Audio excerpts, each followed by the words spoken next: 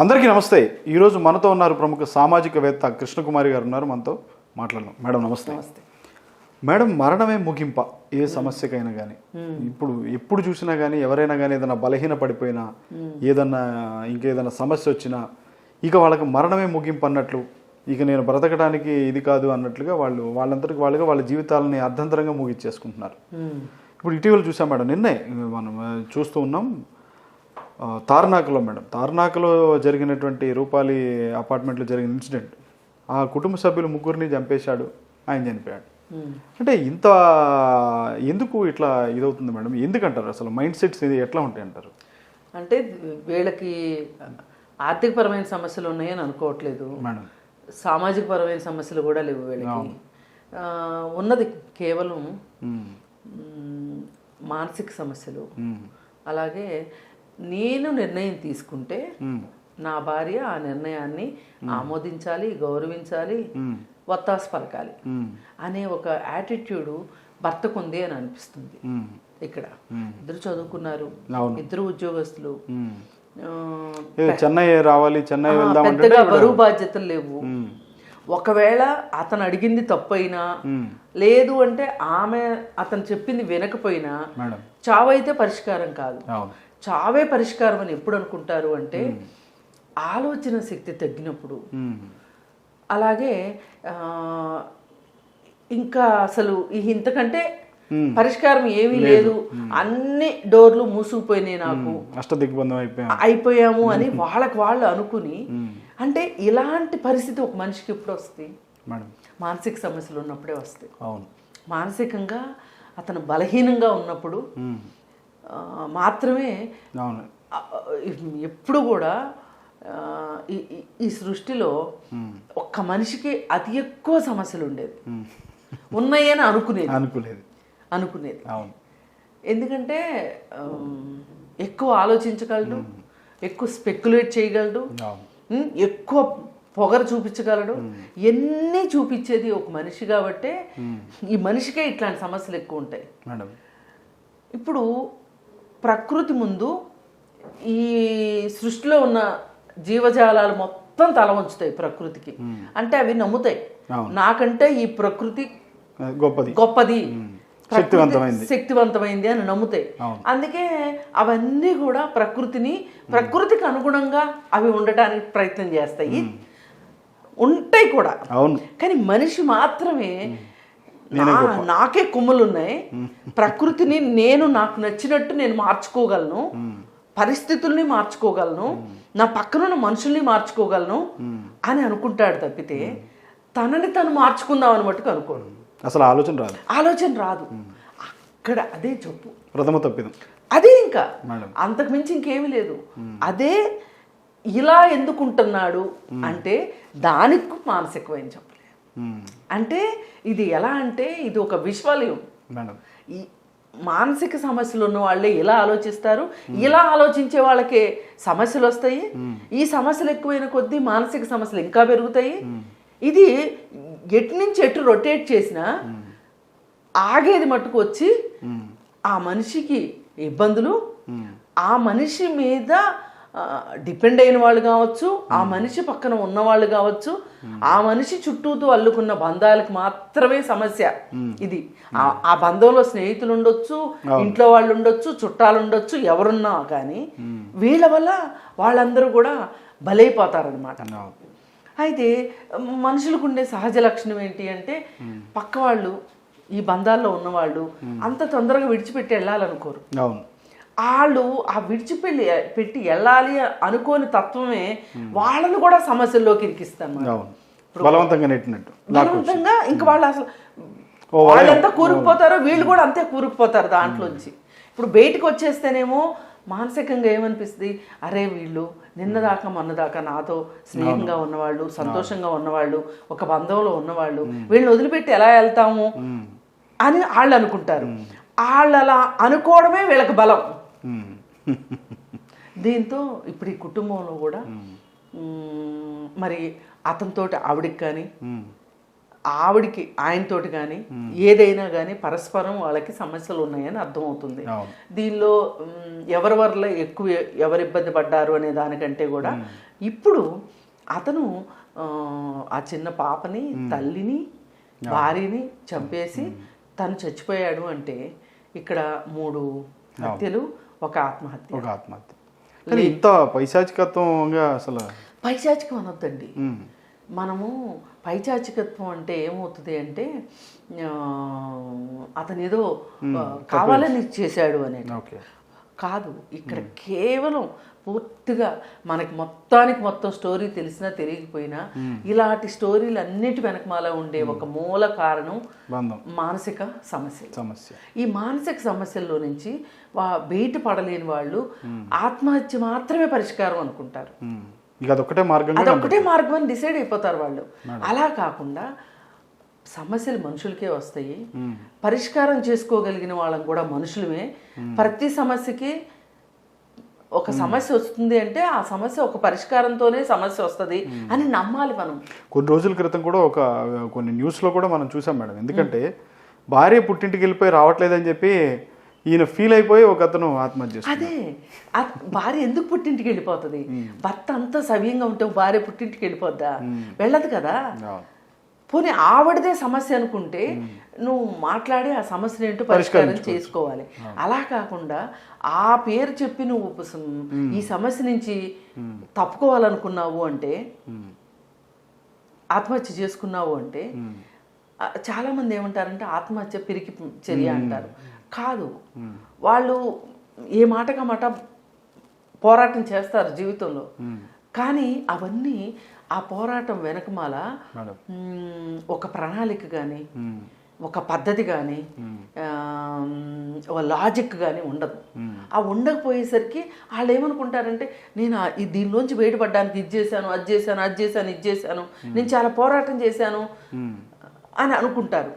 కానీ ఇవాళ ఈ 21వ శతాబ్దంలో ఈ టెక్నాలజీ దీంట్లో మనిషిని అతి ఎక్కువగా భయంకరంగా బాధపెడుతుంది మానసిక సమస్యలే. ఈ మానసిక సమస్యల్లో నుంచి బయటికి రావాలి అంటే అసలు ఆ వ్యక్తికి తెలియాలి. నేను అసలు మెంటల్గా వాళ్ళు ఎలా స్ట్రాంగ్ అవ్వాలంటారు?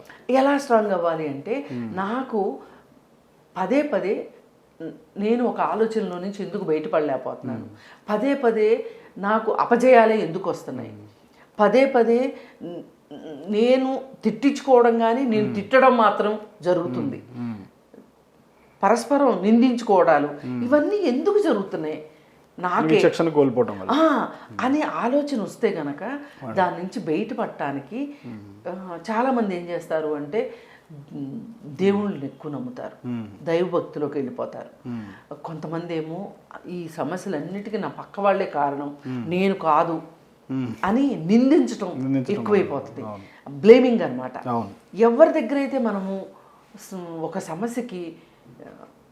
సమస్య నుంచి పారిపోవడం కానీ, లేదు అంటే రెండో వాళ్ళని నిందించటం కానీ, లేదు అనుకుంటే అసలు పొంతన లేని దైవభక్తిలోకి వెళ్ళిపోవటం కానీ, అంటే అది కూడా ఒక రకంగా పారిపోవడమే సమస్య నుంచి, మానసిక బలహీనత పారిపోవడం అన్నమాట.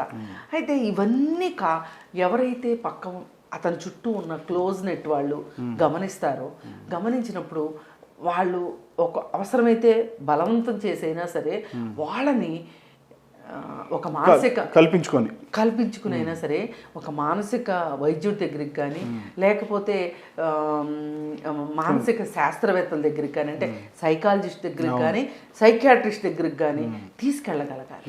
తీసుకెళ్తేనే ఇప్పుడు చూడండి, దీపికా పడుకునే ఉన్నారు, అది ఎంత కలర్ఫుల్ లైఫ్, ఎంత అందమైన జీవితం, సక్సెస్కి మారుపేరులాగా ఉంది. ఆమె సక్సెస్ వస్తే కూడా ఆమెకి దుఃఖమే వచ్చింది. అప్పుడు అర్థమైంది నా జీవితంలో ఏదో జరుగుతుంది, నేను ఎందుకు ఇంత బాధపడుతున్నాను అని వాళ్ళ అమ్మ ఇద్దరు మాట్లాడుకుని వాళ్ళ మదర్ సైకాలజిస్ట్ దగ్గరికి తీసుకుని వెళ్తే ఆమె ఏ స్థాయికి వెళ్ళిందంటే దానిలో నుంచి బయటపడి అసలు ఇన్ని వనరులు ఉన్న నాకే ఇలా ఉన్నప్పుడు సామాన్యుడు మామూలు మనుషుల పరిస్థితి ఏంటి అని ఆమె ఒక ఎన్జిఓ పెట్టి దానికోసం కొంత ఫండ్ పెట్టి దాని ద్వారా సామాన్య ప్రజలకి మానసిక ఆరోగ్యం పట్ల అవగాహన కలిగిస్తున్నారు. ఆవిడ అనేది ఏంటంటే మొదటి స్టెప్ ఒక అవగాహన ఉండాలి మనకి. ఇది నేను అసలు నార్మల్గా ఉన్నానా, నార్మల్గా లేనా, అంతే కదా మేడం. ఆలోచించే తీరు నేను నార్మల్గా ఉన్నానా, అబ్నార్మల్గా ఉన్నానా అనేది కనుక అర్థమైంది అనుకోండి, వాళ్ళు బయటపడడానికి అవకాశం ఉంటుంది. ఇక్కడ దాకా రావు సమస్యలు, ఆత్మహత్యల వరకు హత్యల వరకు రావు. ఇప్పుడు చూడండి, 4 జీవితాలని అంతమొందించుకున్నారు అంటే నిజంగా చూస్తే వాళ్ళకి చదువుకున్నారు, డబ్బులున్నాయి, ఉద్యోగాలు ఉన్నాయి, ఉద్యోగాలు ఉన్నాయి, సొసైటీలో వాళ్ళు అంటే ఒక అడ్రస్ ఉన్న మనుషులు వీళ్ళు. మరి వీళ్ళే ఇలా ఉంటే సమాజంలో అనామకుల పరిస్థితి ఏంటి? ఒక ఆటో అద్దెకి తీసుకొని సాయంకాలం నీకు వచ్చిన డబ్బులు, ఒక్కొక్కసారి ఆటో అద్దె కట్టడానికి కూడా రాని డబ్బులు ఉన్న ఆటో డ్రైవర్లు ఉన్న పరిస్థితి ఉంది. ఉద్యోగం నాకు తీసుకెళ్ళకపోతే ఇల్లు గడవదు పరిస్థితి. ఇటు ఇల్లు గడుపుకోవాలా, అటు ఆటో అద్దె కట్టాలా, అర్థం కాని సందిగ్ధంలో ఉన్న అభాగ్యులు ఉన్న పరిస్థితి ఉంది. అసలు ఈ పరిస్థితి దాకా, ఈ స్థాయి దాకా కూడా రాకుండా కష్టాలు పడే వాళ్ళు ఉన్నారు. ఇన్ని రకాల సమస్యలు సమాజంలో ఉన్నప్పుడు, ఇన్ని కష్టాలు ఉన్నప్పుడు మీరు ఇంత బాగా ఉండి సమాజంలో మీకే ఆత్మహత్య పరిష్కారం అని మీకు అనిపించింది అంటే అసలు మామూలు వాళ్ళ పరిస్థితి ఏంటి? దిగువ స్థాయిలో ఉన్న వాళ్ళు అనుకుంటారు మేడం, దీన్ని చూసి ఇన్స్పైర్ అయిపోతారు. అంత పెద్ద ఆయన వాళ్ళే చేసుకోగలేదు, నేను ఎందుకు చేసుకోకూడదు అనే పరిస్థితికి వచ్చేస్తారు. అందుకోసం ఏంటంటే ఏ మనిషి అయినా సరే ఒకళ్ళకి ఎగ్జాంపుల్గా ఉండకపోయినా పర్వాలా, ఒక ఎగ్జాంపుల్ సెట్ చేయకపోయినా పర్వాలా, కానీ ఇంకొకళ్ళకి ఆత్మస్థైర్యానికి, ఆత్మధైర్యానికి ఉండకూడదు. మీకు అవకాశాలు ఉన్నాయి. ఇవాళ మీరు ఒక సైకాట్రిస్ట్ దగ్గరికి వెళ్ళి, లేదు సైకాట్రిస్ట్ దాకా కూడా వెళ్ళక్కర్లా, మీకు ఫ్యామిలీలో కొన్ని కలహాలు వచ్చినాయి, అది తల్లి వల్ల వచ్చినాయా, ఆవిడ వల్ల వచ్చినాయా, నీ వల్ల వచ్చినాయా అనేది అనవసరం. మీ ఫ్యామిలీలో ఒక తుఫాన్ వచ్చింది, ఈ తుఫాన్ని ఎట్లా సద్దుమణిగించాలి, ఎలా తీరం దాటించాలి అనేది గనక మీరు ఆలోచించుకోకపోతే మీ ఇద్దరు చదువుకున్న చదువుకి అర్థం లేనట్టే కదా. ఈ మధ్య బీటెక్ అమ్మాయిలు కావచ్చు, అబ్బాయిలు కావచ్చు, బీటెక్ చదివిన వాళ్ళు వాళ్ళ జీవితానికి వాళ్ళకి ఏదైనా సమస్య వచ్చినప్పుడు ఎలా ఆలోచించాలి, దీని గురించి ఎలా పరిష్కారం తీసుకోవాలనే విషయంలో ఫెయిల్ అవుతున్న ఘటనలు మనకు బాగా కనిపిస్తున్నాయి. అంటే దీని అర్థం ఇంత చదువు ఏమీ ఉపయోగం ఇవ్వని కాడికి, జ్ఞానాన్ని, వివేకాన్ని, విజ్ఞానాన్ని, విచక్షణని ఇవ్వని కాడికి అసలు దాన్ని చదువు అందామా? అంటే వీళ్ళు నిజంగా అక్షరాస్యులేనా? చదువుకున్న నిరక్షరాస్యులుగా పేర్కొనాలి వీళ్ళని. అంటే ఇక్కడ కావాల్సింది ఏంటంటే ఇవాళ నిజంగా వీళ్ళకి కూడా సమస్యలు ఉండొచ్చు. అసలు వాళ్ళ సమస్యను మనం తీసిపారేయడం కూడా కరెక్ట్ కాదు, సమస్యే. కానీ ఆ సమస్యకు పరిష్కారం అధిగమించడానికి ఒక మార్గం ఉంది. ఈ మార్గం ఏంటి? మీరు ఒక ఫ్యామిలీ కౌన్సిలింగ్కి వెళ్ళండి. లేదు అనుకుంటే ఆమెకు కానీ మీకు కానీ సంబంధించిన ఎవరైనా ఒక పెద్దవాళ్ళని ఎవరినన్నా అప్రోచ్ అయ్యి, మరి ఇలాంటి సమస్య వచ్చింది మాకు, మా అత్తగారి వల్ల వచ్చిందనో, లేకపోతే భార్య వల్ల వచ్చిందనో, భర్త వల్ల వచ్చిందనో మాట్లాడుకుని ఉంటే గనక వాళ్ళు కూడా ఇదే సలహా చెప్పుండేవాళ్ళు. లేదు అనుకుంటే ఎంతో కొంత వాళ్ళని స్వాంతన పరిచేవాళ్ళు. అవేమీ లేకుండా ఇలా చంపడము, చావడము అనేది అసలు పరిష్కారమే కాదు. ఆ మధ్య కూడా ఒక 4-5 సంవత్సరాల క్రితం ఒక అతను భార్య మీద కోపంతో 2 పిల్లల్ని చంపేసి అతను ఇప్పుడు జైల్లో ఉన్నాడు. రైల్వే జరిగింది. ఆ భార్య వేదన అసలు వర్ణనాతీతం. ఇప్పుడు ఆ 2 పిల్లల్ని చంపేశాడు. అసలు ఆ అమ్మాయికి అర్థమే ఉంది, ఆ అమ్మాయి జీవితానికి అర్థమే ఉంది చెప్పండి. పాపం ఎంత క్షోభపడి ఉంటుంది. అండ్ అందుకే ఇంత క్షోభపడే బదులు మీరు అంతగా అసలు పరిష్కారం లేని సమస్యలు ఉన్నాయంటే విడిపోండి, ఆవిడ జీవితం ఆవిడకి ఇచ్చేసేసి బాగుండేది. అక్కడ కూడా వదిలిపెట్టరు మేడం. మళ్ళీ వదిలిపెడితే ఈ అమ్మాయి అయితే మళ్ళీ ఇద్దరి మధ్య ఒక రకమైన కోపాలు పెట్టుకోవడం. అదే అదే నన్ను కాదంటారా? రెండో వాళ్ళు ఎక్కడ సుఖపడిపోతారు అన్నట్టు అదే మనం నన్ను వదిలేస్తే- కాదంటారా? అది అందుకని ఇట్లాంటి సమస్యలు ఏవైనా సరే ఏదో సామెత ఉంది కదా మేడం, అమ్మ పెట్టదు తిన్నవద్దు అన్నట్టు ఇప్పుడు మామూలుగా కూడా ఈ మానసిక ఆరోగ్యానికి సంబంధించిన అవగాహన సమాజంలో పెరగాల్సిన అవసరం ఉంది. అలాంటి పరిస్థితులు ఉన్నాయి. ఈ పరిస్థితుల్లో ఈ పని చేయడానికి అసలు మామూలుగా కూడా మన ప్రపంచ ఆరోగ్య సంస్థ కూడా ఏం చెప్తుంది అంటే అసలు మీరు అవగాహన ఇవ్వండి, చిన్నప్పటి నుంచే నేర్పించండి ఏది నార్మల్ ఏది అబ్నార్మల్, ఈ సమస్యలతోటి వీళ్ళు ఎందుకుంటున్నారు, వీళ్ళ వెనక అసలు వాళ్ళని వాళ్ళు చెప్పేది వినండి, అర్థం చేసుకోండి. ఇప్పుడు స్కూళ్ళల్లో కూడా ఇప్పుడు ఇతనికి సమస్య హఠాత్తుగా పెళ్లి తర్వాత వచ్చిందనో అనుకోవడానికి లేదు.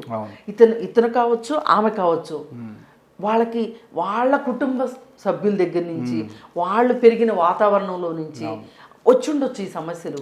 అందుకే స్కూల్ స్థాయి నుంచి కూడా ప్రతి స్కూల్లోనూ ఒక సైకాలజిస్ట్ ఉండాలి అవగాహన కల్పించడానికి.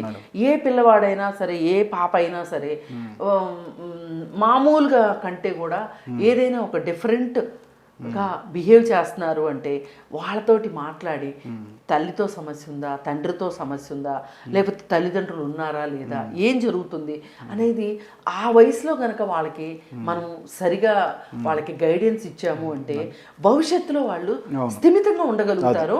అలాగే ఏదైనా సమస్య వస్తే ఆ సమస్య నుంచి పారిపోకుండా మనం ఎంత పరిగెడితే సమస్యలు మన వెంట నీడలాగా మన వెనకే వస్తాయి. కానీ మనం ఆగాము అంటే ఆ నీడ ఆగిపోతుంది. ఆగాలి, సమస్య దగ్గర ఆగండి, ఆలోచించండి, పరిష్కారానికి మీ చుట్టూ ఉన్న వ్యక్తుల దగ్గర నుంచి సహాయ సహకారాలు తీసుకోండి, సమస్యల నుంచి బయటపడండి. అంతేగాని హత్యలు చేసే హక్కు కానీ ఆత్మహత్యలు చేసుకునే హక్కు కానీ ప్రయత్నం చేయొద్దు, అసలు అలాంటి హక్కు ఎవరికి లేదు. ఇది అర్థం చేసుకోవాలి. Thank you very much madam. Thank you.